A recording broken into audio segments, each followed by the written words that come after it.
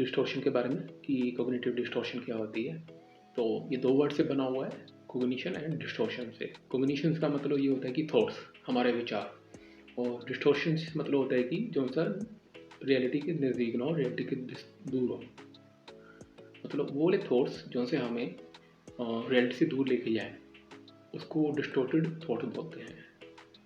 तो cognitive distortion का मतलब ये हुआ, वो वाले थॉट जो से हमें रियलिटी से दूर लेके जाए। तो आज एक नई कॉग्निटिव डिस्टॉर्शन के बारे में बात करते हैं जिसका नाम है मैग्निफिकेशन, और साथ साथ इसके साथ साथ मिनिमाइजेशन भी चलता है। तो इसमें होता है क्या है कि जैसे नाम से पता लग रहा होगा कि हम कुछ मैग्नीफाई कर रहे हैं। तो मैग्नीफाई क्या किया जा रहा है और क्या मिनिमाइज किया जा रहा है, ये जानना बहुत जरूरी है।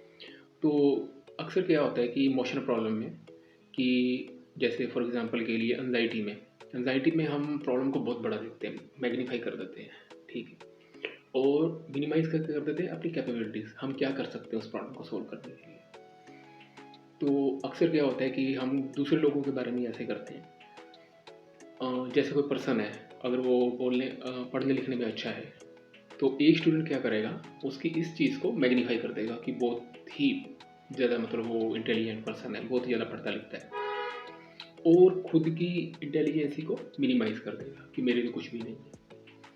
तो एक तरह की ये डिस्टॉर्शन ही है, जिसमें एक चीज़ को तो बढ़ाया जा रहा है और दूसरे को कम किया जा रहा है।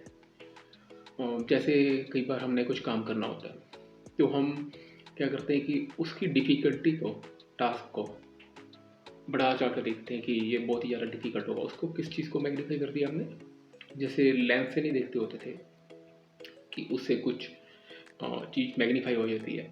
तो उसी तरीके से हम अपनी जो सा टास्क है, पर्टिकुलर कोई काम है हमने चूज़ किया हुआ करने के लिए, उसको मैग्नीफाई कर देते हैं और मिनिमाइज क्या कर देते हैं कि अपनी कैपेबिलिटीज़ को, नहीं मैं नहीं कर पाऊँगा।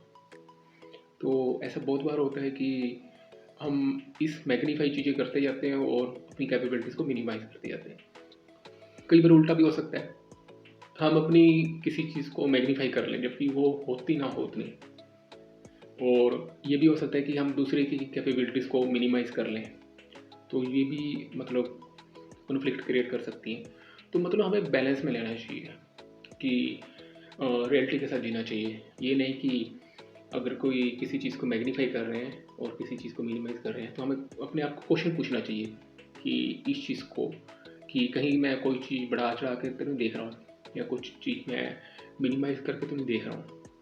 तो जो सी एग्जांपल मैंने आपको दी है, तो आप अपने आप को याद दिलवा सकते हैं उस समय कि क्या ये चीज़ जितनी मेरे को दिख रही है बड़ी, ये वाकई में उतनी बड़ी है या मेरे को परसीव ऐसे हो रही है, ठीक है।